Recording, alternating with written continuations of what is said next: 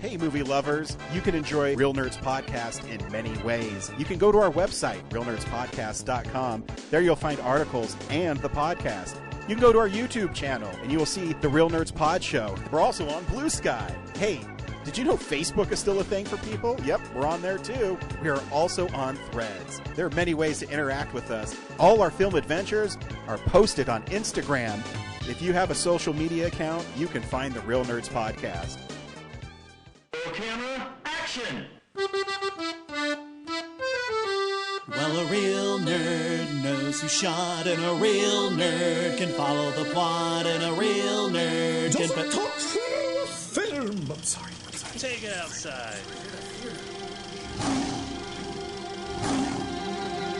Well, a real nerd knows who shot, and a real nerd can follow the plot, and a real nerd will give it all they got. Lights, camera, action! Real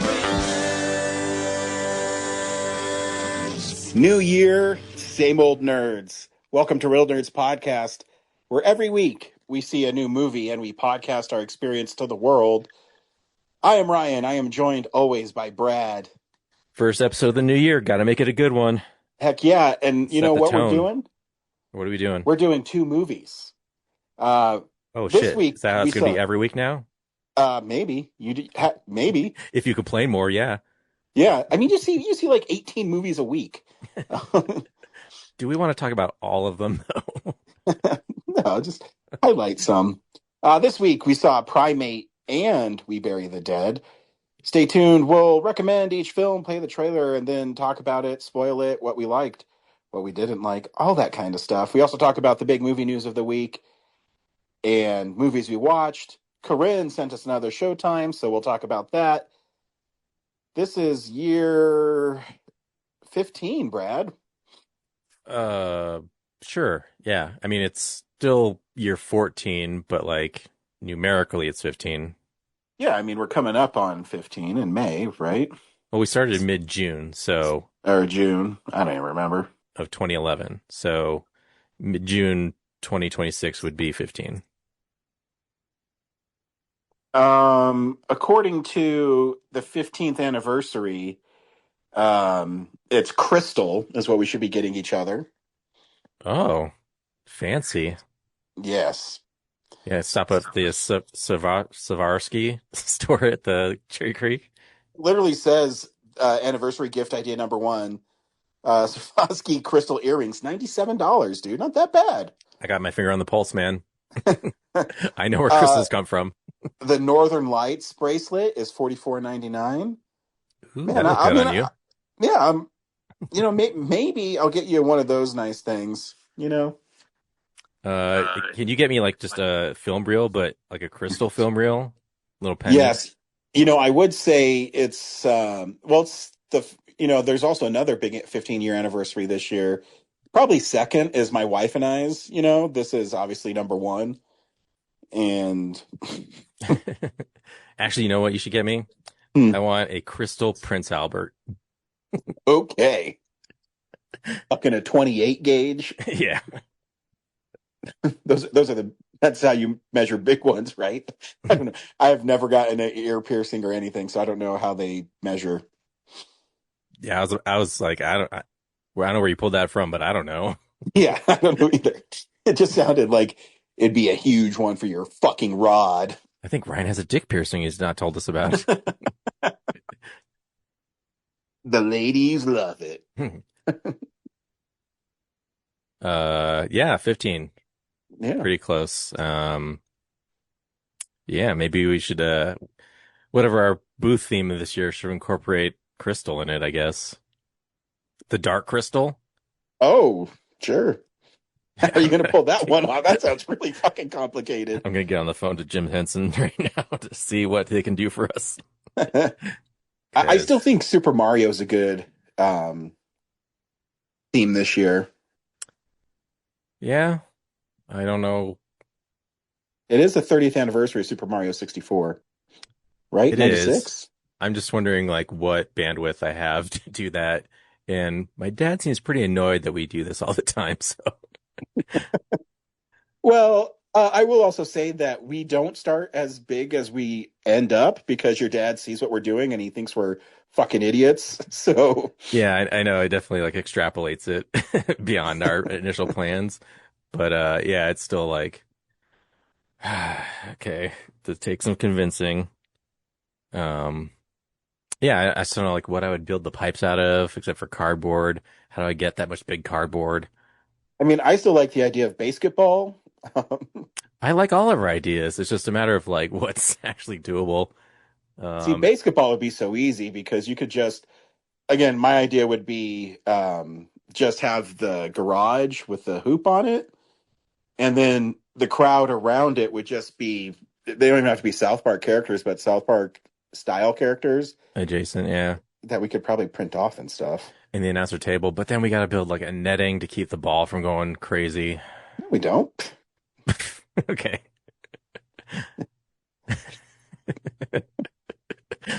Some anime characters just like looking through Pokemon cards and gets beamed in the head with a basketball. Well, no, you just make it so that the hoop isn't, at the top of the, um, whatever you call it. So easily dunkable. Yeah, or we get one of those little ones that you can get that have like the foam balls.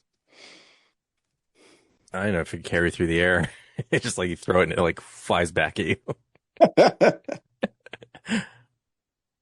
Anyways, the point Yeah. being is we'll keep our eye out for our email for Fan Expo because, I mean, we probably made a really good impression since they put us right next to the kids' lab with our horror-themed, blood-soaked Friday the 13th booth. The booth was great. If you were there, then the booth was great. Yeah, some people say we should just bring back the Blockbuster. Yeah, I don't like rehash. Do you like rehashing stuff? I don't, but like in a budget perspective, it makes sense, and we could also just steam it to 96 now. But yeah, it's redundant. Like, yeah, it's not that creative. We could make it better too. Like, the shelves sucked. We can make better shelves. We What can if we make a better change it to signage. Hollywood Video? Oh shit. That'd be messed up. That's good. Yeah, that's kind of. Then we'd have to get all like the squeeze cases for all the videos. Oh, I'm sure those are probably fucking cheaper than a Blockbuster thing. Probably. Yeah, that's an interesting idea. I don't know. They don't have like a distinct branding. Like I know it's They like do. blue and red, I guess. Yeah. I don't know. We'll figure it out. Probably best not to spend our 40 minutes talking about this. So Brad, this week we saw Primate. Do you recommend Primate? No. No. Just because like the primate's terrifying. It has an awesome face rip in the first scene, but like the characters that are trying to survive are so dumb, like so incompetent. I was just like rooting for the primate to slaughter them all. They just make the most baffling mistakes over and over again. In the like clearly there's like, well, because we want excuses for people to die, but it's like they're so manufactured, it's insane. It really takes away from all the great stuff that's going on in the rest of the movie. So yeah, no, it's frustrating for me to watch. I obviously had more fun with it, but I'm in the same boat. Literally, my opening sentence on Letterboxd is, I had fun watching Ben rip apart annoying characters with Primate only devolving when it forces us to care about lame characters who really don't act that well. And that's, like, it took a long, I mean, the movie's not that long, but it felt like it took a long time from when he ripped that dude's face off to get going. But I think if you like campy monster movies, I do like, I think you should see it. And I like that it didn't skimp on the gore. Here's a trailer for Primate. We're in Hawaii, baby. This is crazy. This is home. There's someone I want you to meet. This is Ben. My hand? He wants to shake my hand? Yeah. Hi, Ben. Our mom rescued him, and now he's part of our family. Ben, happy. He's kind of cute. Yeah, right?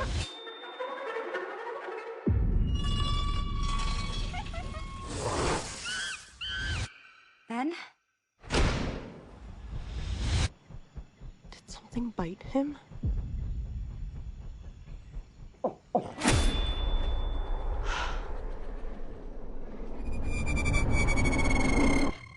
Ben? There's something wrong with Ben.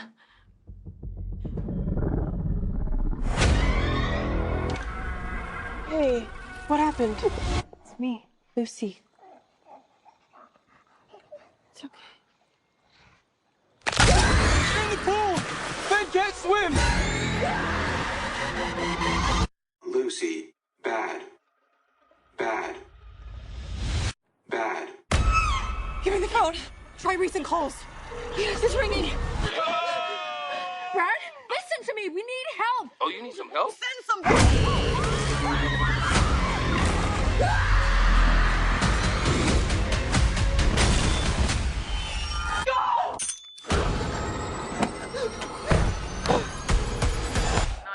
What's your emergency? Here, just send the police.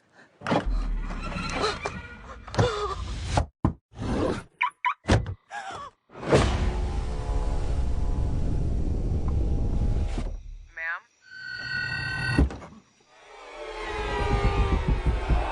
He found me.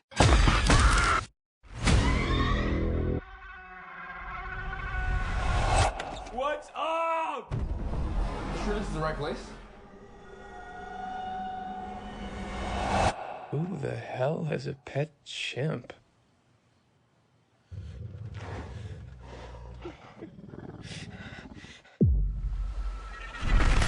Primate is a story about a chimpanzee named Ben who is bitten by a mongoose that infects him with rabies.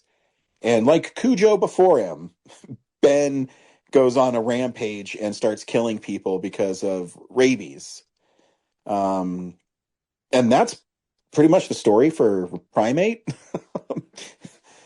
There is some backstory about the chimp that lives with this family was taught, I don't know what you call it, sign language or the ability to communicate with, well, but it's more than that. I mean, he knows sign language, but also the ability to communicate with people with a keypad and stuff or an iPad. Oh. And the mom was the one who trained him, and the mom dies of cancer, I guess.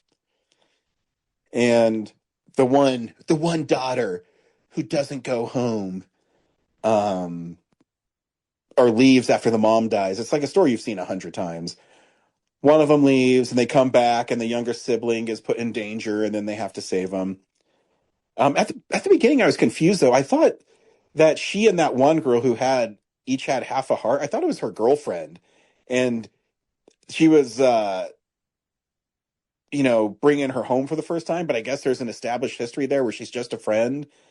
And we have to put up with some annoying beach bro who's supposed to be her crush. Those are the things in movies I hate. This force feeding that a female's character value is only with some boy she has a crush on. You know what I mean? Yeah, that's the plot device for to like turn her and like that other character against each other. Yeah, I just hate that. I remember when I was playing Tomb Raider.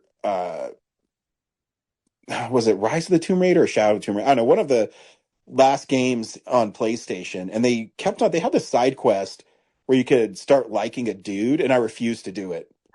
I go, Lara Croft does not need some fucking dude to go on adventures with her. And so I literally go to the campfire where he was at, and I just shoot him with an arrow. I mean, it didn't do anything, but in my mind, it says, yeah, you take that fucking arrow. So I thought it was cool, though, that the monkey was a performer. I'm sorry, the chimp was a performer, and it was all done practically. I think the practical effects are badass in this movie. Yeah, I sat there wondering, like, is this CGI? It's really good, but it really feels like a performer, so that's great. Um, Yeah, when he yeah. ripped that jaw off that bro dude, it was fucking awesome. Yeah, and the gore is great when it happens. Although a lot of them are just like, it's weird. Like, he has like fluctuating strength. Like, he pounds some people into dust, and other people are just like, "Oh, I'm getting pounded in the back. Stand up and run away now." It's like, I guess he's like uh fluctuating his, like, depending on who he likes more, I guess. He seemed really lenient towards his owners, and then he's just like immediately lays waste to everyone else. And then how do they not know, like, when he climbs up on the lights over the pool, like, how does no one see him up there? And like, they're surprised that he rips that girl's hair off. He's like Solid Snake, bro. He's all fucking quiet as shit. Yeah. And if he got on those lights, he would rip the lights off. Like, they would come down and he would fall in the pool immediately. Haven't you ever seen the simians at the Denver Zoo? They have that moat that they crawl across on those wires. Yeah, those are like What? steel wires. Sure. These are like Christmas lights. Yeah, but the thing that really broke me was when they finally get back into the house and they're looking for the cell phone. Mm-hmm. And she's like standing over the cell phone, and it goes off and alerts Ben, like, because of freak out. She doesn't just pick up the phone and run into the closet with it. She just leaves the phone. Like, it would take half a second to get the phone. Yeah, there's some silly things in it, but I mean, it's still pretty fun watching the chimp rip everybody apart. When the one girl goes into the car, she gets Mm-hmm. the keys, runs out of the car, and then the door opens behind her, like, slowly. Yeah. Like, would you not feel like 100-pound animal, like, rocking back and forth into the, like, that's when you get out of the car, lady. Like, yeah, but I mean, then you wouldn't have that awesome death scene where he just beats her to death. I love too when I forget the main character's name, when she's in there and towards the end, and she's, Ben kind of mellows out and he wants to touch her hand, but then he just breaks her fucking wrist. Yeah. Yes. Actually, so monkey. The really smart, terrifying thing is in this movie is when the deaf father comes home. Yeah. And he can't hear that his kids are in danger. And so it's just all happening in the background around him. Like, that was genuinely the, like, smart, terrifying part of the movie. Yeah, it's definitely like Spider-Man fighting the lizard, and Stan Lee is in the foreground. Yeah. No, but yeah, you're right. I wish they stuck to that sound design for longer, where, when he walks in and you kind of shift to his perspective, the whole thing goes quiet. It would have been cool if they would have kept that until he notices that his family's in trouble. Yeah. But it's just a scary concept alone. If, like, oh, right, we set up this deaf character, he wouldn't know the dangers coming until he saw it. Yeah. Yeah, and he's really good in the movie. He won an Academy Award, correct, for best supporting actor, I think, for Coda. Coda, yeah. But he's really good in it. He's believable as, he's a writer, and he leaves his family just as the daughter returns home. So there's this tension there. But got to go on a book tour. Yeah, but I like when he's at the signing and he realizes something's wrong. I think that he's a great actor, and he emotes so well without, obviously he can't articulate what's going on, but his face is so good. So he's I want to see him in more films. Definitely, yeah. Should have been by now. It's been like, this is the first thing I've seen him in since 2022. Also, how'd that kid with the shovel not get the best of Ben either? I know. Yeah, and a lot of the characters are just so stock, and the acting is so, besides, I forget his name, Troy Kotzer, it sounds right. Yeah. I don't know, the dialogue is really goofy. Of course, you have the one girl who hooks up with the one girl's crush, and that she's a bitch. And her friend shouldn't die, and she gets tripped down the stairs and her head bashed in with a rock. Yeah, did she like stop and look back at some point? Like, oh, probably. Yeah, I mean, the characters in this are fucking stupid. Yeah, and her little sister, despite everyone saying like, "Don't come near him," she like goes near him. Yeah, the first one to get her leg ripped. Yeah, I turn off my brain on stuff like that because I just have fun with the monster mayhem, and I think it's a fun movie. I saw that was rated R, but sometimes rated R, do they really go for it? But that opening scene where he rips that dude's face off, I go, okay. I know. I was like, oh, we're in for it. And then I also wonder at the end of the movie, did anyone go check the bottom of like the mountain where that kid fell, like splattered his face all over the rocks?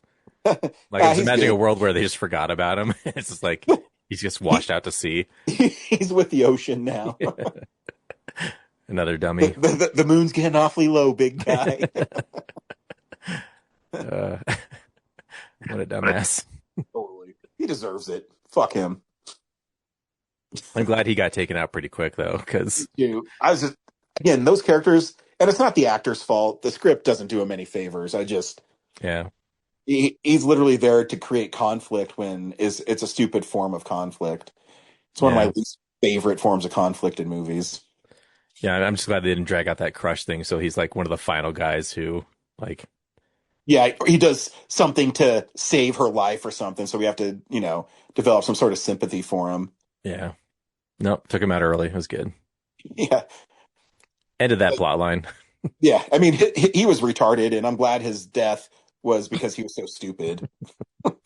He gets Ben to fall over the edge, and I'm going to see if this ape who can grab with its feet and its arms and hang on actually fell off the cliff. Yeah. He's afraid of water, so he's probably not going to come back, but I got to check anyway. Yeah. Cool. Yeah, that's Primate. It's fun. I had more fun with it, obviously, than you did. Because sometimes I just like blood and guts.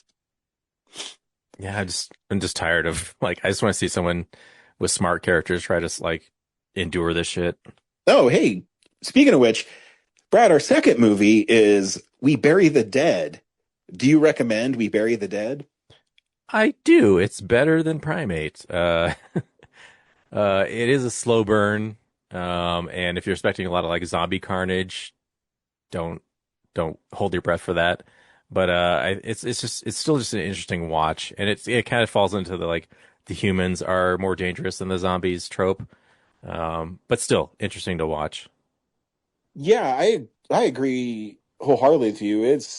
I think it's a really great movie for the beginning of January, which I guess isn't really fair. I know it's been rolled out throughout the year. But yeah, it's a slow burn, but it definitely takes the zombie thing a different way. I think you should definitely see it. I think it's a really cool movie. Here's a trailer for We Bury the Dead.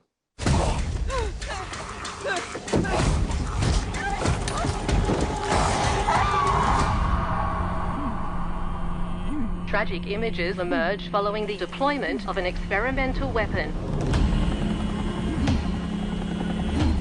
Next, please. I'd like to join the body retrieval unit. Who was down there? Just a little further. My husband.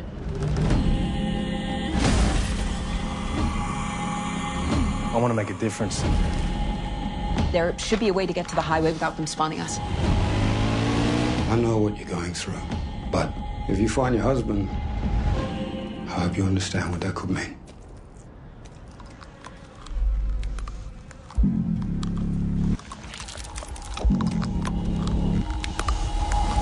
The odd ones that do come back online are docile.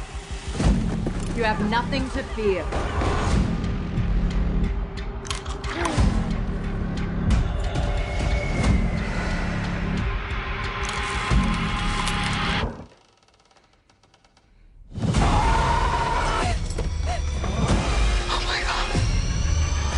You want to know why only some of them come back? They're the ones with unfinished business. Is it true what they're saying? They're getting more hostile by the day.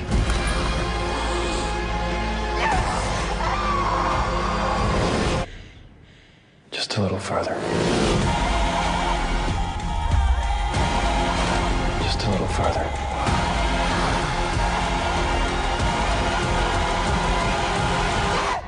Just a little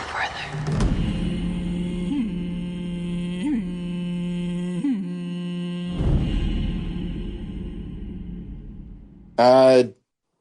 Daisy Ridley stars in We Bury the Dead as Ava, who goes to an island, Tasmania, off the coast of Australia. Because, Brad, we're now in a world where the United States are the bad guys. You know what I mean? How'd that happen? Yeah, right. I mean, usually it used to be the Russians or, some unnamed Middle Eastern country. Hey, Now- as they say, you either die a hero or you see yourself become the villain. It's 100% what happened. So the United States lets off accidentally some sort of weapon that kills everybody instantly on this island.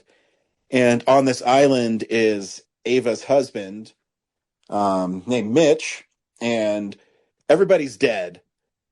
And so she goes there to be part of the retrieval of the bodies. But another reason she goes is there's a rumor that they wake up, or some people wake up, and that they are docile, but they don't retain memories or something like that. Yeah, and they're steadily growing more aggressive. They're not instantly aggressive. Yeah, and that's kind of revealed, probably 3/4 of the way through the movie, right? Because the first half, well, maybe it's halfway through. If the first half is literally just going with Ava on this journey, and you learn that it's her and her husband were trying to have children. And there's a rift between them about it. Yeah, and that it kind of hints that maybe she had a miscarriage. So that's where they kind of leave it. And you think that she's out there because there's this, that their marriage is good and there's this love lost. But as the story plays out, you see that, yeah, you're right. There's a rift between them, and she's determined to go see her husband. Yeah, and part of it is I think the movie that makes you think that she feels guilty about the last thing she said to him. Yeah. About it. So you feel like this whole journey is about her guilt. And then when she finally gets there and finds out why he's there. Yeah. And the zombies are whatever in the movie, I mean, I think it's a really interesting way to portray them, because I thought the first one that she encountered in the garage where he was just standing there staring at her, I mean, it's kind of unsettling, and then when she meets the second one and you see that they grind their teeth till their teeth break, kind of gives them this eeriness to them and a sound that you know when they're around. And her journey is tough because, when they're not allowed to go, he's on the southern part of this island that is literally burning to the ground. And, she wants to get out of there, and she meets, I think his name is Clay, kind of a free spirit doofus kind of guy. Yeah, it's Clay. Yeah, and he doesn't care about, all the dead people. He just wants to get the job done. And you learn about him is that he wants to look like, a hero to his daughter and his ex-wife, but then they want nothing to do with him. So so he's also kind of lost, just like Ava. And he has a really good, funny line when she's trying to convince him to go with her to the south, and he's like, "What do you? No, I'm here to serve my country." Yeah, he's like, "No, I'm just kidding. Let's go." Yeah, I'm just fucking with you. Let's do it. Yeah, great stuff. Yeah, I just really like the character study in it, and her own admission, to Clay that, she also cheated on her husband, and that's where the rift happened because, emotionally they're damaged from trying to have a baby, having a baby, then having a miscarriage. And then when she gets there and he's literally dead on the floor. And I thought that was a really great scene where she's pleading with him, what are you going to do about it, Mitch? Get up. It's just, I don't know. The character study was really cool. Wasn't he like cheating on her though? Yeah, he was. Oh yeah. Because she tells Clay that she hooked up with a guy towards the end. Yeah, it's just, because they're kind of zombies, they're not. And then they do meet some other dude who really creepily makes Ava dress up like his dead wife. Yeah, a guy who works for the government, like, pretends he's going to take them to the South. And then, just turns her into this puppet to be his... Well, I guess his wife isn't dead. Yeah. He just wants the connection. So, I guess he is a bad guy, but, losing your family and I don't know. Definitely drove him insane. Yeah. It's just a really well done movie. You're right. It's not the crazy action packed zombie thing. Oh, I forgot. He also had he did this to other women and they're all they're jumped in the barn. Yeah. They're all chained up in the barn and shit. It's interesting. It's a really interesting, I really liked the movie. Because, zombies for a while were so popular that a lot of zombie movies came out and they kind of followed the formula of either Dawn of the Dead, the remake, or The Walking Dead. So it's kind of cool to see one where, or 28 Days Later, even though they're not zombies. Yeah. But it's cool to see kind of a different take on it, Yeah. A lot of it was you're either running from rage zombies or you're fighting humans who are really corrupt or mean while there's zombies around. Yeah, and the slow zombies that overwhelm you. But this one was not that at all. It was more of a character study and has really done well. And Daisy Ridley is amazing in the movie. Yeah, it's nice to see her in a different genre. It's interesting because I saw Primate in the morning and then I saw We Bury the Dead later in the morning. And I go, man, talk about a 180 in acting from one movie to the next. Because it's not just Daisy Ridley. I think everybody in We Bury the Dead is really great. But, it's one movie cared about the performances. The other one cared about monkey carnage. So, yeah, I think you should go see it. Corinne is going to send us the Showtime. Here it is. Hey nerds, Corinne here. I am back. It is January 2026. I am in the new year with new installments of Showtime for you all. So we did our Film Explosion recording a week ago. One of the things that came out of it was that I was recommended to watch Black Bag, which I had seen the previews of, but I was like, I don't know why it didn't dive with me in the trailer, but I was like, maybe I'll check it out at some point, but I didn't until during Film Explosion, the nerds convinced me. They were like, you gotta watch this movie, you're gonna love it, and I'm totally, even just from what they said of it, I was like, yep, I'm immediately on board. Somehow the trailer didn't sell me, but them telling me about it did. So, there we are. But yeah. So FYI, I am going to do a non-spoiler review, sharing my thoughts and whatever first. But when I jump into spoilers, I will let you know. I'll give you a countdown. So, non-spoiler thoughts first.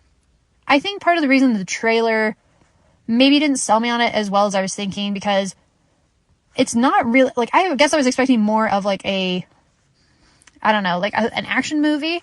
I was expecting more, not like a murder mystery, but there would be more murder in it. It would be a lot of people sneaking around and secretly murdering each other or something, this giant conspiracy. And it kind of is that a little bit. But it's really not an action movie at all. There's one, I won't even say a set piece, but there's maybe one scene where there's a big explosion and, that's it though. And there's a little bit of violence, people get shot, people get stabbed, but it really only happens in there's one scene where someone gets shot. There's one scene where someone gets stabbed, and that's it. It's not there's not shootouts, there's not knife fights, there's not any kind of crazy, stunt coordination or anything like that. It's just a lot of people in rooms talking. And I think the nerds maybe said it during Film Explosion, but they're the climax of the movie is they all sit around a table and they talk. And I was like, okay, that's my kind of movie. I'm totally down. Love Michael Fassbender, love Cate Blanchett, love most of the cast of the movie. So I was pretty much sold. Yeah, everybody does a great job. And yeah, it's just a straight spy thriller. It reminds me a lot of Tinker Tailor Soldier Spy, where, granted, it's been a long time since I've seen that movie, but it is just very much a straight crime thriller, not crime thriller, but spy thriller. So the premise, if you skip the Film Explosion episode, the premise is that Michael Fassbender's character is assigned to find a mole or a leak within the organization that he works at. He works for some clandestine, some kind of spy organization in the UK specifically.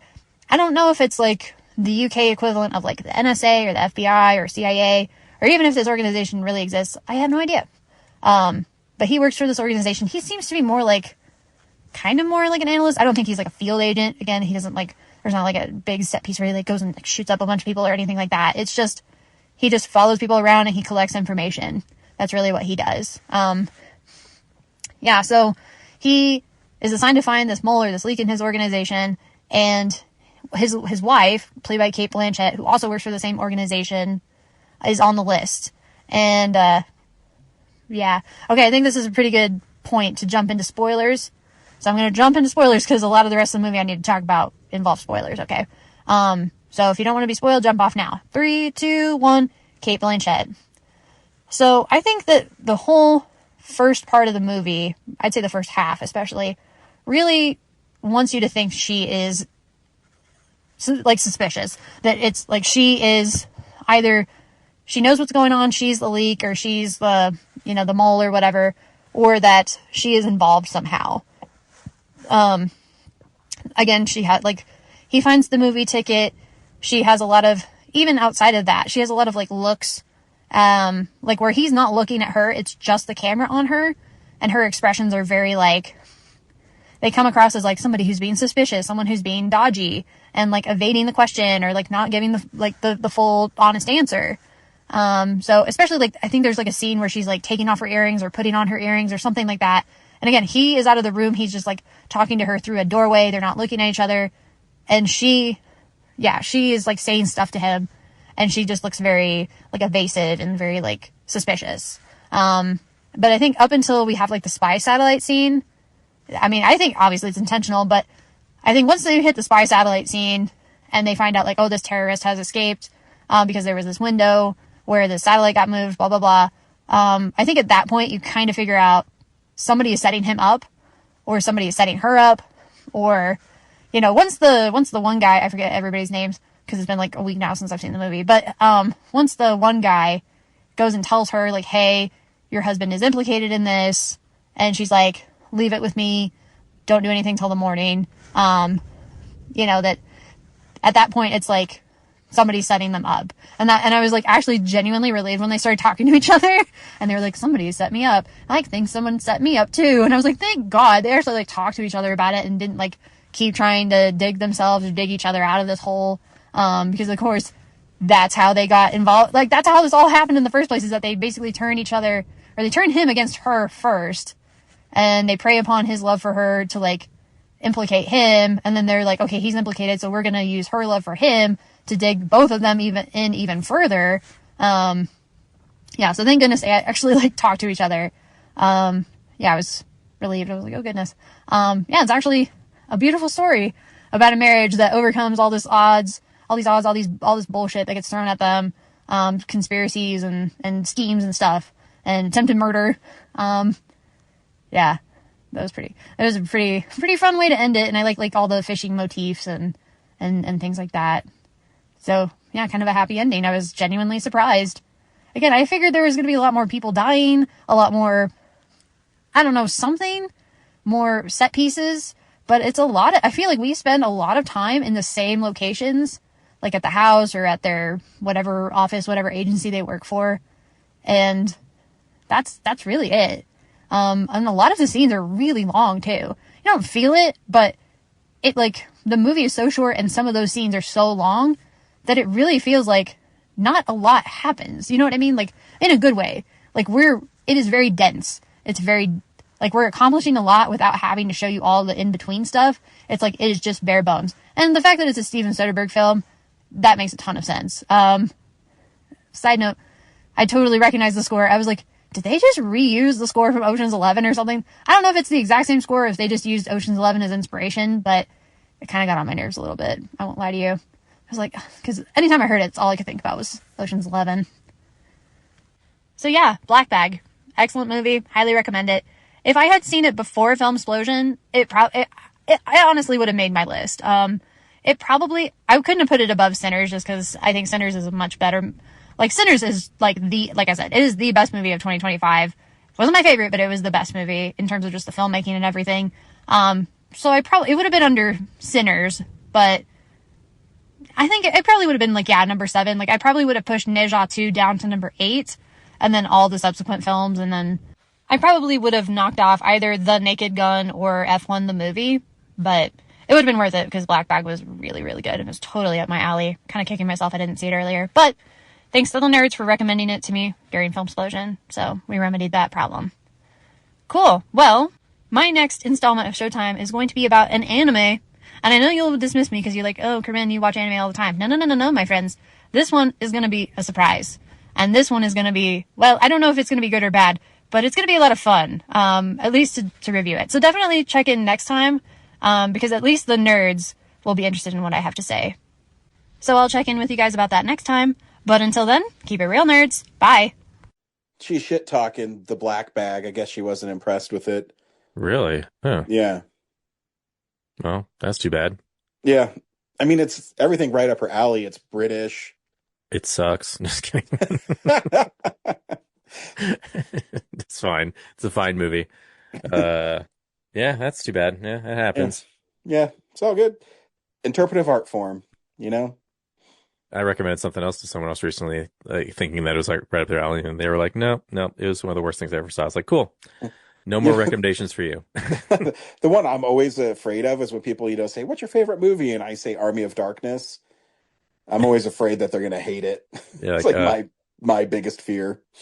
Don't ask this guy ever again. Yeah. They just don't understand quality, Yeah. That's what I'm going to say.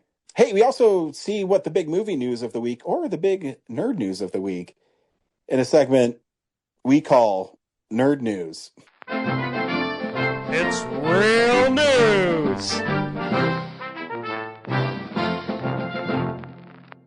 I'm trying to be super creative about what I'm calling it. Yeah, keep trying. I think it's been 15 years, man. Just remember we used to have all these bumpers at the beginning, and you've taken them out of the show. No, I haven't. I still do the real news. That's still in there, and this is what we've been watching. That's still in there. Yeah. We took but I out also whole have segments. all these celebrities that say you're listening to Real Nerds Podcast. Where the those, Brad? They're old. Have you not heard Robert Stack? He's been promoting us week after week. Well, that's wonderful. Dan has been promoting our show. That's pretty impressive to me. Yeah, I'm waiting for the cease and desist on that from his family. His estate, yeah. Yeah. Hey, talk to the website that made that generator. Not my fault it's there. Anywho. So totally lost my train of thought. What's the news this week, Ryan? Well, the big news, Brad, is there isn't hardly any news. Wow. Okay. Yeah. Totally worth a segment. It really is. I really wanted to, bring people into what I spend my time on. I guess the big one today was the surprise release of another teaser, Avengers Doomsday. I saw that. Where we got Wakanda and the Fantastic Four. Well, I guess the Thing from the Fantastic Four.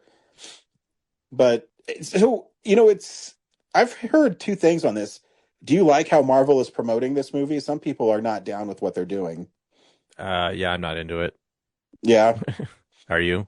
It's fine. I think with a story as big as it is, you have to get the hype train started some way. Yeah. But I want like it's a little nugget of story because it's all like, hey, here's your favorite toys together. Look at them. They're together. Yeah. Like, I knew that was going to happen. Just like, give me something else. I see that argument. I think it's obviously working. The trailers are super popular. I don't know if it's working in a positive or negative way, but people are definitely watching them. Do you think because YouTube's monetized, like they just put out trailers and get money from people just like being curious and watching them? Like, hey, we need an extra like million for the movie. Just throw out this little nugget and people are going to like watch it and we'll get views and, pay for another reshoot. With algorithms, I always like the trailers that when they come out, just so I don't miss the real stuff. So when I liked this one this morning, man, really early after I dropped Kellen off at school, probably 7:30, then my whole feed was nothing but that trailer from every single website that it's been published on. So, yeah, I mean, I think there's good and bad with it. I think they're trying to build back up the aura of the MCU, where they want people to try to cobble together the story on their own. I remember when Infinity War and Endgame and, even Spider-Man and movies like that would come out, people would speculate all the time what was going to happen in it. And I think, while I don't think there's been necessarily a bad movie since Endgame, I think it feels sometimes Marvel lost its way a little bit. And yeah, so I think they're trying to get people's faith in them again, because I think the trailers they're doing have some cool stuff. I mean, I think the Thor trailer is the best one. Yeah, it feels like they're trying to speed run 10 years worth of hype into one movie. Yeah. There isn't like a Thanos long build up to this one. Yeah, I mean, it would be really sweet. I mean, they probably won't do it because, their villain that they were hyping, the actor who portrayed him, decided it's cool to beat women. So I think it'd be really kind of cool if, Doom shows up and kills that motherfucker and, kills Kang instantly. Yeah, kills Kang and kind of shows, Isn't there like a what contest? Thanos did. Isn't there a contest to write how all those Kangs died? Is there? I have no idea. Maybe it's a joke, but like I read that Marvel's like going to pay $10,000 to whoever has the best excuse for how those Kangs died. I'm down with that. So yeah, it's just interesting. Yeah, I don't mind. I just hope soon that they release an actual trailer for it, Yeah. Again, it's like I just need some kind of nugget of story. Like just the prospect of Robert Downey Jr. might be playing Doom is like enough for curiosity's sake. Yeah. So I don't need a bunch of other like Ben Grimm is working with Wakandans. Like, okay, fine. Like it was totally plausible. I mean, story-wise, it makes sense because you're taking two incredibly intelligent teams, I guess, because you have M'Baku and, Shuri. Yeah. And then it's not different. We've had like Bruce Banner and Tony Stark together Yeah. and the Wakandans. So it's like, it just kind of feels like more of the same to me. Yeah, we'll Like, see. oh, yeah. All the best minds have to get together to solve a problem. It's pretty standard Marvel movie stuff. Yeah, I mean, it's not like the high art Father's Day stuff that you like. Serial killer raping priests. Yeah, I mean that's you've never seen that before. 3 years before Spotlight, dude. Just saying. They were onto something. It's Miss 45, but for the Catholic Church. Yeah, that's the big nerd news of the week. I don't know what I'm doing. Yeah. Hey, we watch films throughout the week as well in a segment I call What We've Been Watching. So, yeah, this is the stuff we've been watching. Brad, what'd you watch this week? And it better be good. Oh, so much stuff, man. You have to pick and choose. I'll start with the big thing that I hated so much was The Man Who Fell to Earth. What is that one? It's from 1976. It's David Bowie as the man who fell to Earth. Yeah. There we go. Sorry, it took me a little bit to catch up to the title. Have you seen it? I have not. It's in the Criterion Collection. I expected it to be. In some aspects, it's like, okay, it's a cultural touchstone, sure. But God, it was like if I could check my phone in the Alamo Drafthouse, I would have been checking my phone. It just drags so bad. David Bowie plays this guy we assume is some Martian from another planet, assuming human form. He becomes a Rockefeller type, actually more present day Elon Musk or Jeff Bezos type, to develop a tech to get him home. But since it takes like 30 plus years, he kind of gets accustomed to staying, living his billionaire lifestyle and keeping his secret that he's an alien.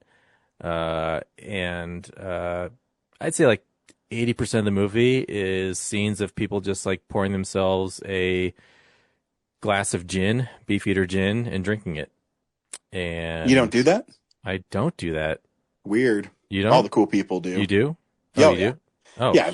Especially Beefeater gin with the with the British guard on it. Yeah. Yeah. And it's just like, it just kind of goes through his life on Earth, and he kind of just eventually just abandons helping his family who are dying in the desert on his home planet. So he can bang whatever human chick is here and keep his money. Yeah. And eventually people figure out that he's an alien, so they try to do tests on him. And the movie ends with him having a drink, sharing a drink with what's his name, Rip Torn, who has been a scientist helping him this whole time. And it was like, really, this is where this movie ends after all that? Get out of here. like this, like if he's not going to go home, this could have ended like 30 minutes ago. Yeah, it was such a like, oh my God. Movies shouldn't be a chore to watch. Yeah. Just really redundant. Like, it's interesting for like 30 minutes, and then it just like devolves into like, what's happening? Why is he still here? I feel like he could go. Like, why is he hanging on to all this stuff? Yeah, I didn't get it. And then I also watched for January at Regal, they're doing all these like origin movies. And one of them was Batman Begins. Oh, sweet. Which I haven't seen in a theater in a long time. And holy shit, like, it was so good. Isn't it cool when you see a movie like that you haven't seen in a theater? And I mean, I have a sound bar and stuff at my house, and it sounds really good. But when you're in a theater, you just get that, it just wraps around you, and it just feels so good. Yeah, like, again, yeah, it wraps around you. But the thing was, like, The Dark Knight has, like, eclipsed that trilogy so much that I sometimes I feel like people don't even know, like, Batman Begins exists. It's The Dark Knight and The Dark Knight Rises. But I've always liked Batman Begins because it always felt more like a Batman movie in that trilogy. Yeah, I agree. So, but yeah, just like sitting there, like, and but again, I haven't revisited that one either out of preference for the other two.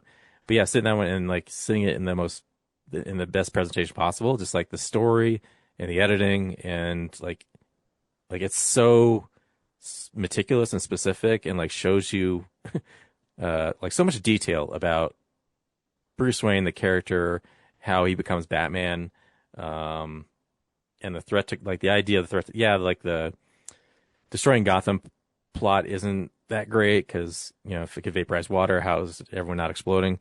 But but yeah, overall it's just like it's shot so good and the music's so good. Yeah, it's just.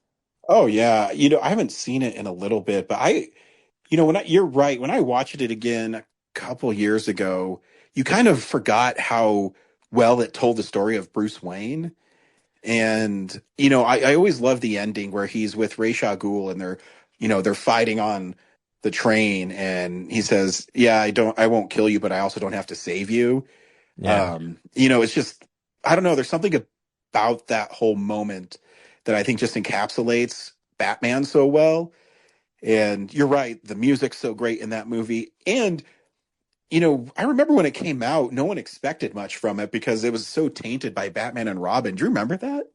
Yeah, and like Marvel was taking off, so it was Yeah. like really under the radar. Yeah, like people like DC was all Batman. Like Superman Mhm. Returns hadn't even come out yet, so it's like, yeah, people expected it to be more of like the Schumacher Batman. Yeah.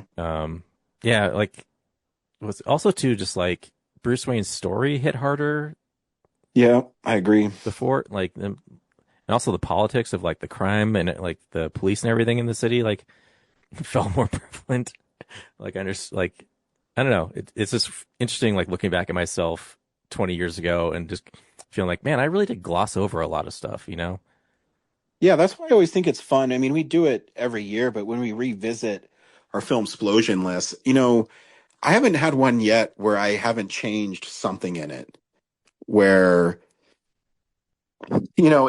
you mature as a film watcher, or something hits you in a different way. And that's definitely one of those movies that gets better with age. Yeah, so good. Agreed. We're current, right? Yeah. Yeah. So, I saw a bunch of like retro watches, like Superman, Clockwork Orange, Conan the Barbarian. Clockwork Orange, like, did not improve for me. I saw that you liked that movie a lot. No, my wife loves that movie, and I go, it's okay. Like visually, it's interesting, but yeah, I don't know. Like the story. Yeah, I still think Doctor Strangelove is Kubrick's best film. But I've grown to like Eyes Wide Shut a lot. But and it improved when I watched it some more. But I've never been into Clockwork Orange. My wife loves that movie. It's like and no me, amount I of, just go, yeah, like no amount of state torture is gonna like convince me that like a rapist is like I should sympathize with him, you know? Yeah, and that's always my argument too with people like Corinne who love Kylo Ren. I go, he killed 1 billion people, right? That alone makes me not think you deserve any redemption. Yeah. The other new thing I saw was is this thing on? Oh. Which is the Bradley Cooper directed stand-up comedy film. Yeah, I want to see that one. Is it good? Yeah, it's pretty good. It's very small and intimate type of movie.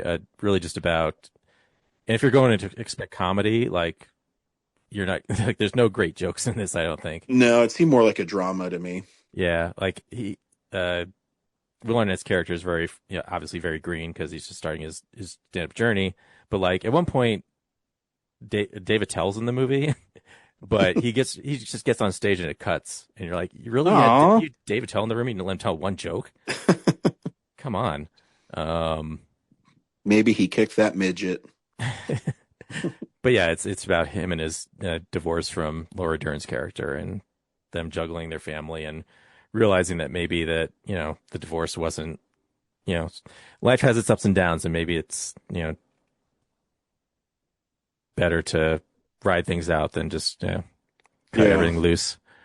And then I went on a Spielberg journey. Hell yeah. So the 4K of Catch Me If You Can came out, so I rewatched that, and that's great. Love it. But I hadn't seen War Horse since the theater. Yeah, either have I. I have the Blu-ray, and it's literally been on my shelf for 12 years. Yep. Like a 4-disc edition, tons of special features. Yep. Haven't touched it. And it was like on streaming because, dude, I'm so pissed that in the Blu-ray era when they came out, the digital copy was SD. Like really? you get a 4K disc now, you get a 4K digital copy. But back then, they bundled it with an SD copy. I guess the internet wasn't you couldn't stream as well back then, but it's just like, at least let me upgrade for free. Come on. Yeah. But yeah, I popped down. I was like, I can't look at this picture. I got to switch to the disc. So, but yeah, it's I don't know. I wouldn't say it's one of his best, but it's still. But when you say not Spielberg's best, I mean, what are we doing here? It's. Even people don't like 1941. I don't think it's like horrible, but you know. Yeah. Well, just in this aspect of like, I wrote it on Letterboxd, it's Forrest Gump with a horse. Like, he just travels through the war and has all these like little vignette episodes of like, he just like crosses paths with a bunch of stuff. And it's like interesting to show you different aspects of what World War I was like. And that's about it, you know? The kid who raised him is basically Jenny. Just keeps finding the horse keeps finding his way back to him. And then the last Spielberg one I watched was Lincoln, which I haven't seen that in a while. Had maybe seen once other time, and wow. Yeah, that movie's great. And watching it now, really frustrating. But yeah, like stuff hit me so, like I said before, like stuff hit me so different this time around. Like I actually understood what some of the politics were saying, even with like their old timey speak. But yeah, really good. So that's it for me. So a few weeks ago, I watched Ilsa, the she-wolf of the SS. Well, good news. Ilsa, Harem Keeper of the Oil Sheiks, just came out on... They made another? There's like 5 of them. It came out on 4K. And how are they so popular and I've never heard of them? I know, it's not as good. I mean, yeah. So, do they kill Nazis in this one? No. So there you go. Exactly. I will say there's a little. She has these 2 African American, I don't know what you'd call them, mercenaries that work for her, named Velvet and Silk, and there's like scenes where they literally just fight dudes and then, you know, cut their heads off or slit their throats and shit. I mean, it's pretty cool. But, you know, there's not the cohesive story of killing Nazis that I really wanted. But yeah, it's a lot of TNA again. This one, though, too, it's... I mean, I laughed out loud. I don't know if it's supposed to be funny. But basically, Ilsa in this one is having sex slaves for this oil sheik. And at the beginning of the movie, they have a shipment for him, and it's, you know, like shipping containers. And they open it up, and it's naked women inside the shipping containers. And Ilsa goes, yes, that one will do fine for him. Okay. I don't know how they lived in them. They're literally just in there, naked. But the interview with the director is also fucking on point. I already pre-ordered the 3rd one because I'm hoping there's another interview with the director on it. Because he's really funny and he doesn't give a shit, and he knows those movies suck, and he tells you why they suck. And this one was cool because he was talking about how hard the shooting conditions were, and the people that were bitches on set. So it was kind of fun listening to him. Go ahead, sorry. Is there not a box set of all these, so you don't have to like piecemeal them?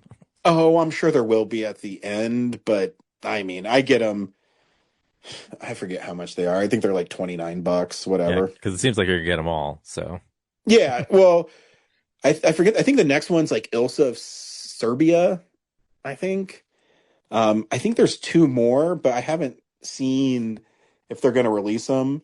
You know, Kino, sometimes they'll announce a movie and 2 years later it pops up.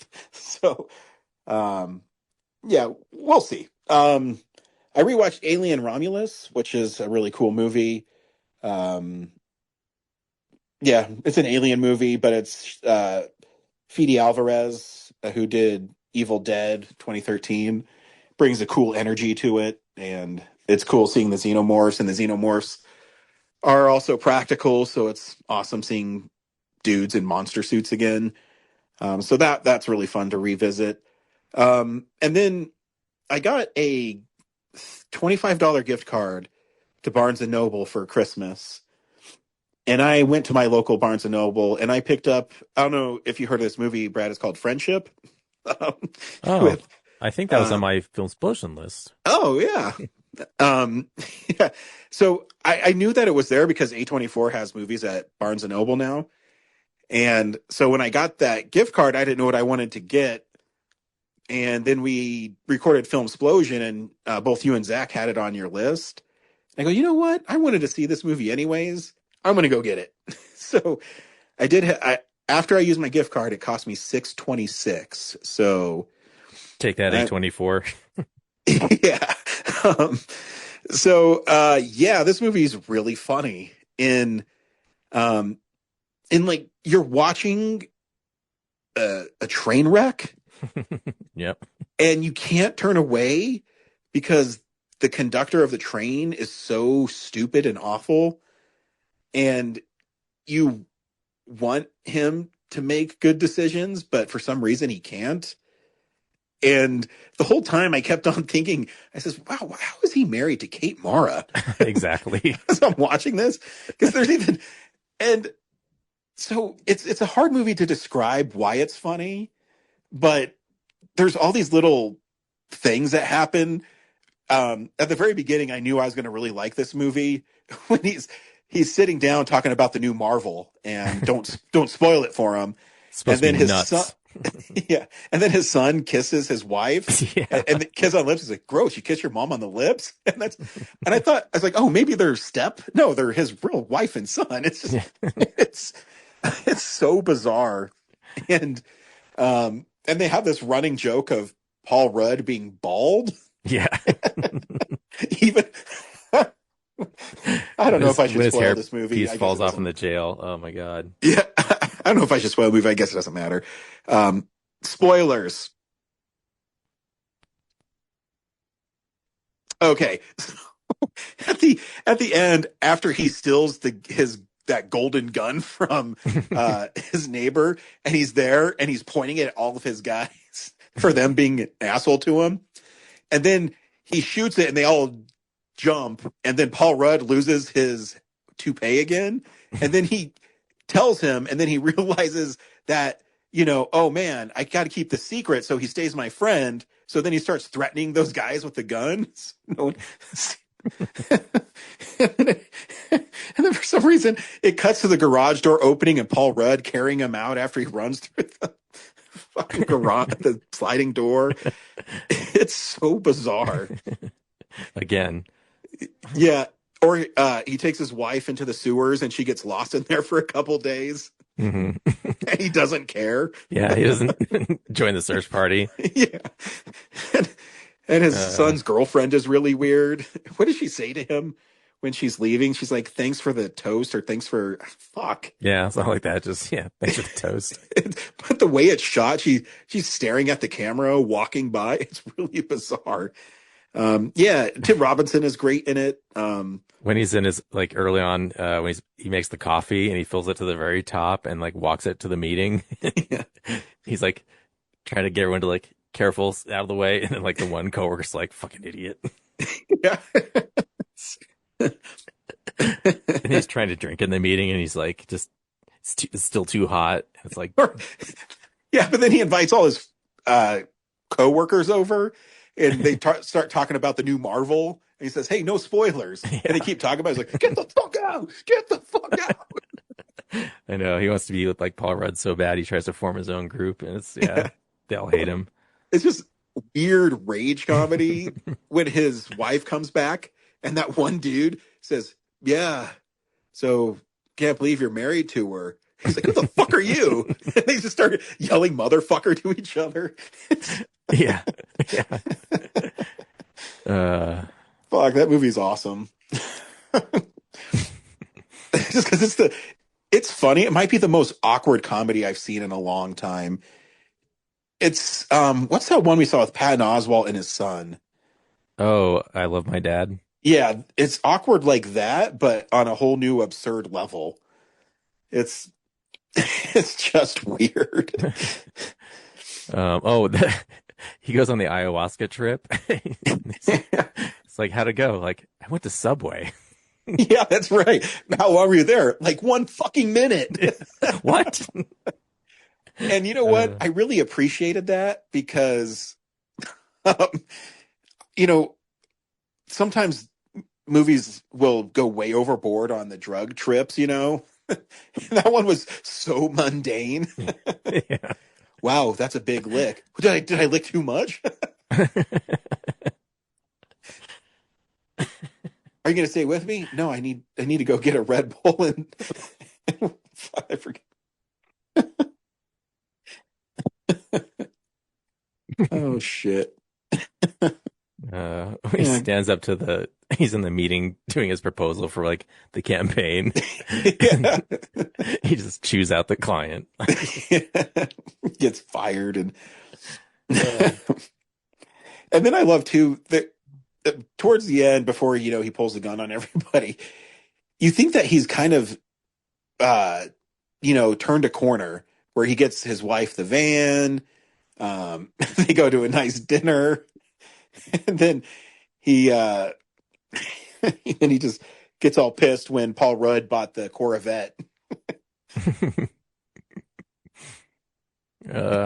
And too, how his wife subtly hints that, oh, my ex-boyfriend who's a firefighter. Yeah.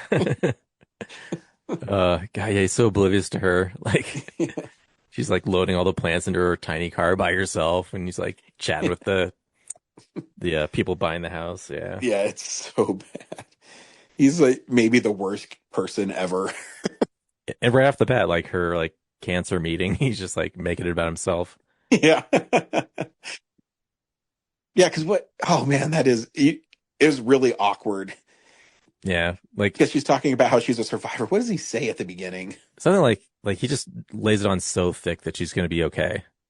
Yeah, that's what we say. Like nothing to worry about. Like even though, yeah, you have cancer, you're me thinking about it for the rest of your life. Yeah, no shit. Yeah, just not a good person. Yeah, and they were married for 16 years. Somehow.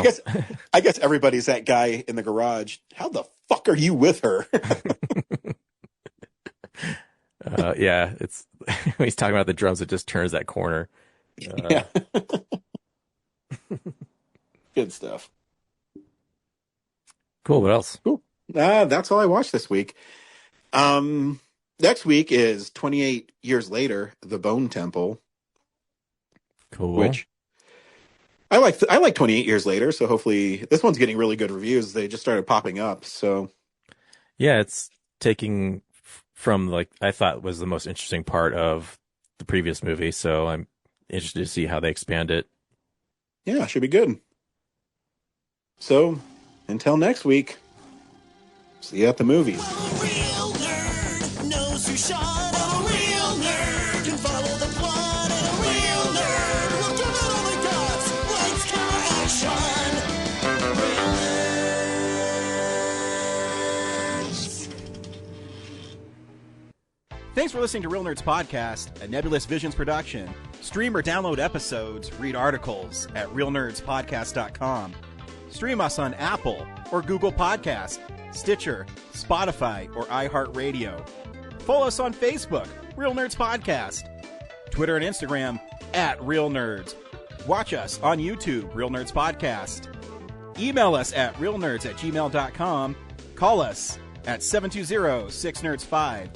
Thank you to Sparks Mandrill, Mike at Plan 9 Studios, and Bolognium for all of our groovy theme songs.